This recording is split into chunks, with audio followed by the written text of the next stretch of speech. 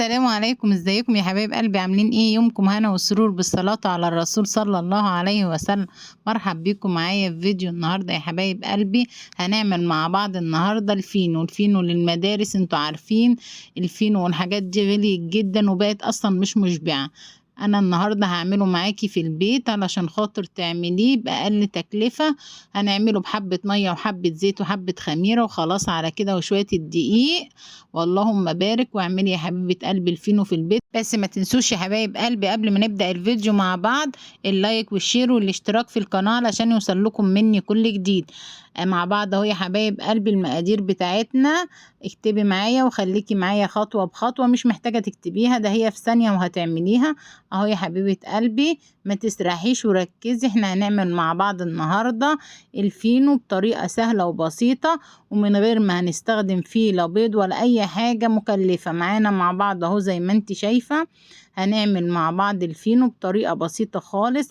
معانا معلقتين من السكر، معلقة من الخميرة، معلقة من الملح صغيرة، معلقة من البيكنج باودر كبيرة، معانا حبة زيت 3-4 معالق كده زيت، نص كوباية من المية الدافية، معانا الدقيق يا حبيبة قلبي نص كيلو من الدقيق زي ما انت شايفة كده. هنحط الخميرة الاول عشان نشوفها متفاعلة ولا لا. اهو زي ما انت شايفة معايا هنزل بيها في الكوباية بتاعتي. اهو يا حبيبة قلبي اتفرجي على الفيديو دوت واعملي لولادك احلى فينو. اعمليه على الصبح سندوتشات، اعمليه من بالليل، اللهم بارك، جميل جدا وحاجة مشبعة وهتعمليها بايدك في البيت. هننزل عليه بمعلقتين السكر على الخميرة ودوبي كويس وقلبي كويس جدا عشان الحبيبات بتاعة السكر معانا. قلبيها كويس جدا وسيبيها شوية كده قامت 10 دقايق 5 دقايق كده على ما تتفاعل. هي مش هتاخد معاكي وقت يا حبيبة قلبي، هتتفاعل معانا بسرعة لو الخميرة بتاعتنا صبحة وكويسة. الخميرة مش كويسة لقيتيها ما تفعلتش معاكي ارميها وهاتي خميرة تانية عشان الفينو بالذات بيحب الخميرة اللي بتتفاعل على طول عشان الفينو يطلع هش معاكي وكويس وخمران زي ما انتوا شايفين يا حبايب قلبي. اهو دي معانا هنا هننزل عليه كده زي ما انتوا شايفين. اهو ركزي معايا يا حبيبة قلبي وما تسرحيش وخليكي معايا خطوة بخطوة. هننزل مع بعض كده بمعلقة الملح ومعلقة البيكنج باودر الكبيرة وهنقلب الدقيق والمواد الجافة اللي معانا ديت هنقلبها مع بعضنا. وهي الخميرة اهي زي ما بقول لكم خمرانة. وهنا احنا نخلنا الدقيق، اهم حاجة تنخلي الدقيق كويس جدا وتطلعي منه اي حاجة وتديله حبة من الهواء كده وانت بتنخليه علشان خاطر ايه يطلع معاكي ايه هش وجميل كده زي ما هتشوفي معايا او زي ما شفتي في اول الفيديو كده. انا وريتك قد ايه هو من جوه هش وطري وجميل.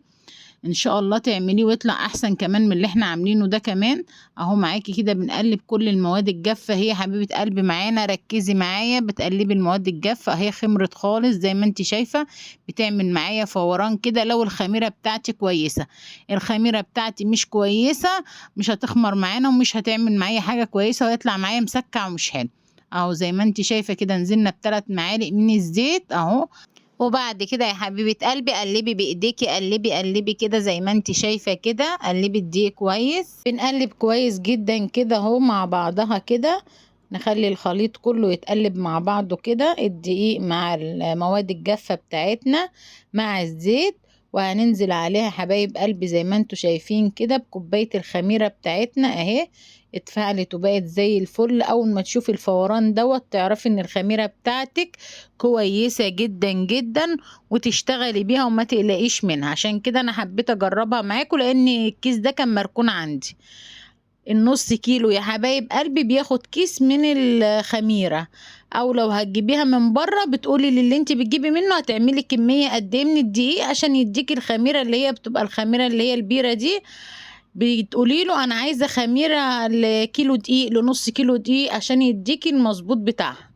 اهو يا حبايب قلبي هنعجن فيها كده كويس مش هنحط لها اي حاجة تاني. اهو زي ما انت شايفة كده اهو هنعجن فيها بقى كويس جدا. احنا حطينا كوباية من اللبن او المية زي ما تحبي. متوفر معاكي لبن بتحطي كوباية، متوفر معاكي مية بتحطي كوباية. انا حطيت كوباية من اللبن معايا عشان تدي قيمة غذائية كويسة للاولاد.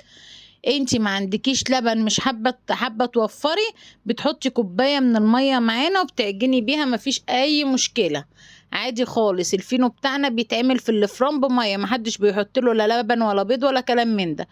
احنا بس بنحب نزود القيمة الغذائية بتاعة الاكل بتاعنا. وعجناها كويس زي ما انتوا شفتوا كده معايا في الفيديو يا حبايب قلبي.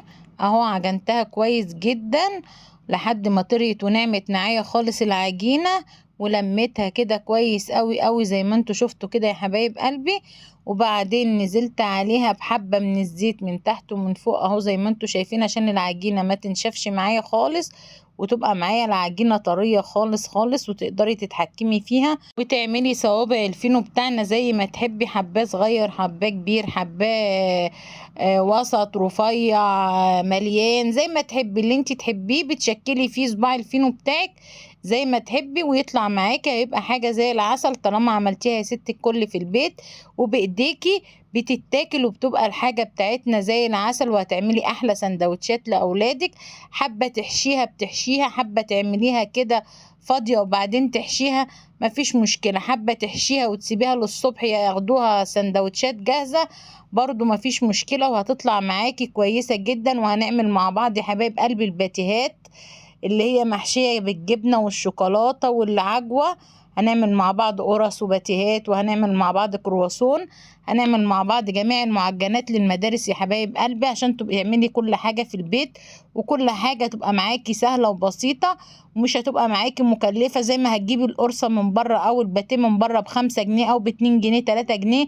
على ايه ده كله؟ انت تقدري لو معاكي 5 6 اطفال بنص كيلو دقيق تقدري تشبعيهم وتعملي لهم كمية كبيرة يا حبيبة قلبي، من غير ما تغرمي نفسك ولا تجيبي ولا تكلفي ولا اي حاجة. هتعملي بنص كيلو دقيق هتعملي لولادك احلى حاجة في البيت ومن غير اي تكلفة، بعيدها لك 1000 مرة، من غير ما تتكلفي.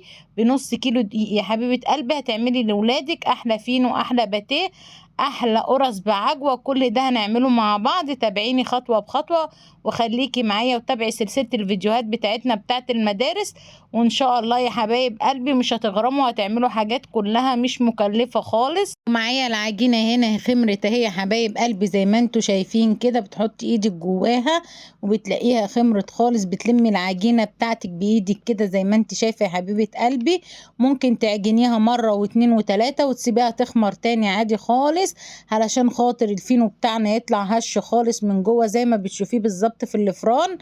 ومعانا هنا يا حبايب قلبي اهو زي ما انتوا شايفين كده، هعمله رول كبير كده وهمسكه اقطعه قطع ايه قد البيضة كده او قد زي ما انت حابة، حسب الحجم صابع الفينو اللي انت حباه. انا عملته قد البيضة، حبيت اعمله صغير شوية اهو زي ما انت شايفة كده، وسبته برضو قطعته خالص وسبته معايا كده زي ما انتوا شايفين برضو يخمر معايا شوية. احنا هنفضل نخمر في العجينة دي لحد ما الفينو بتاعنا ينفش خالص كده ويبقى ايه طري وهش كده من جوه. اهم حاجة يا حبايب قلبي في الفينو الخمران بتاعه لازم يخمر كويس جدا، بتخمريه مرة واتنين وتلاتة.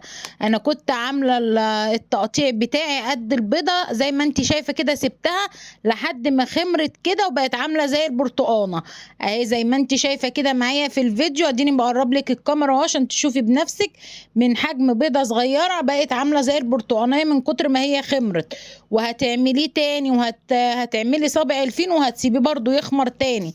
اهم حاجة في الفينو يا حبايب قلبي ان الفينو بتاعنا يخمر ويبقى كويس وجميل معانا كده عشان يبقى هش من جوه.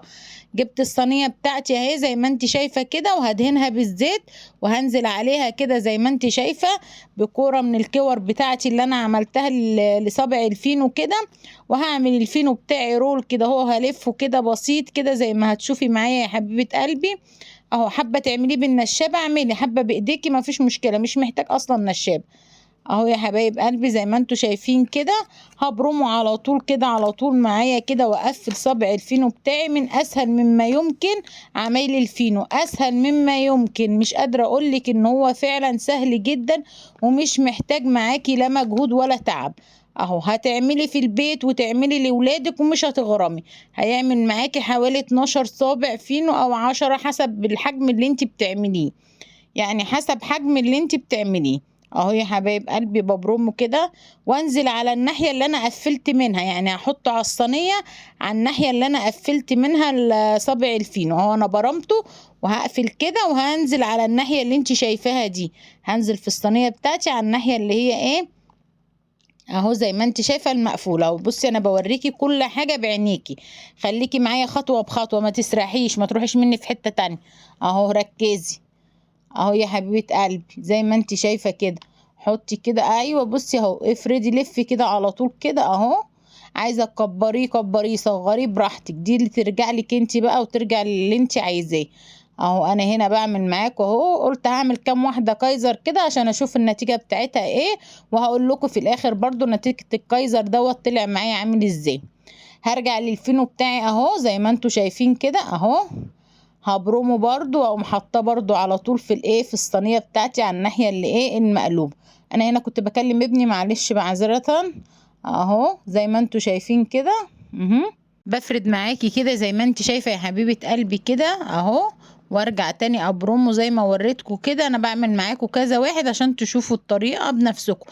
اهم حاجه تسيبيه يخمر، اهم حاجه تسيبي يخمر العجين كويس وينفش معاكي، ما تقلقيش منه لو نفش وخمر. اهم حاجه يخمر عشان يديك النتيجه المظبوطه. اهو زي ما انت شايفه كده بعد ما خمر انا حطيته على طول في الفرن وشغلت عليه. اللهم بارك. بصي بعد ما بيخمر بيعمل معاكي ازاي، حسب الصابع بتاعنا انت بتعملي، حبه صغير حبه كبير بتعملي زي ما انت عايزه. انا هنا كنت حطاهم في صينيه كبيره شويه، بس انا كنت عامله الصابع زي ما انت شفتي كده صغير ورفيع، ما كنتش مكبره قوي. اهو يا حبيبه قلبي زي ما انت شايفه كده نتيجته كويسه جدا وجميله، وهو سخن انا حتى مش عارفه امسكه. بصي يا حبيبتي اهو، هفتحه معاكي اهو. اهو بصي من جوه عامل ازاي، اللهم بارك اهو. اهو زي ما انت شايفة مظبوط بالظبط اهو، زي بتاع المحلات ما يفرقش عنه حاجة. هو بتاع المحلات ما تقوليش من بره، هو دوت اللي بيعملوه في المحلات. اللهم بارك، حاجة يعني مشرفة، وحاجة انت نفسك هتبقي مبسوطة لما تعمليها سندوتشات لولادك. ولو حابة اكبر من كده بتكبري وبتعملي اللي انت عايزاه، ما يهمكيش، اعملي براحتك. انت حابه تعمليهم النص كيلو تعمليه مثلا 8 صوابع 9 صوابع زي ما انت حابه. حابه تعمليه زي ما انا عملت مثلا 12، اللهم بارك، والاولاد كلوا منه ما فيش مشكله. اعملي، اعملي البيت كله خير. في البيت العجين بالذات كانوا بيقولوها زمان، البيت اللي كله عجين كله خير. اعملي يا حبيبة قلبي وفرحي بيتك واكلي ولادك واعملي كل حاجة كويسة في البيت، وفي نفس الوقت هتوفر عليكي كتير من اللي بتجيبيه من بره. بره صابع الفينو هتلاقيه غالي وهتلاقيه مش مشبع ومش زي ما انت بتعملي بايدك في البيت. انا هنا يا حبايب قلبي كنت عامله الصابع رفيع شويه زي ما انتوا شايفين اهو كده، كنت مرفعه فيه شويه كده ومصغراه شويه عشان خاطر كانت العجينه بتاعتي زي ما قلت لكم كنت عاملاها زي البيضه كده صغيره، بس سبته ينفش معايا عشان كده اداني النتيجه اللي انتوا شايفينها ديت. وبحبه ميه كده على سكر، حطيت معلقه سكر على حبه ميه كده واديت الوش زي ما انتوا شايفين كده، عشان كده الوش بتاعي ما بيلمعش شويه زي بتاع الفينو. هما بره برضو يعني مش بيعملوا برضو بالبيض واللبن، بس انتي لو حابة يلمع معاكي زي القرص والحاجات ديت بتحطي يا حبيبة قلبي بضاية على حبة لبن، وبتدي الوش بتاعنا ويطلع معاكي الوش بيلمع وطري. حابة الدنيا تبسطي الامور زي ما احنا عملنا كده، معلقة سكر على حبة مية وتقومي ملمعة صبع الفينو بتاعك قبل ما تدخليه الفرن.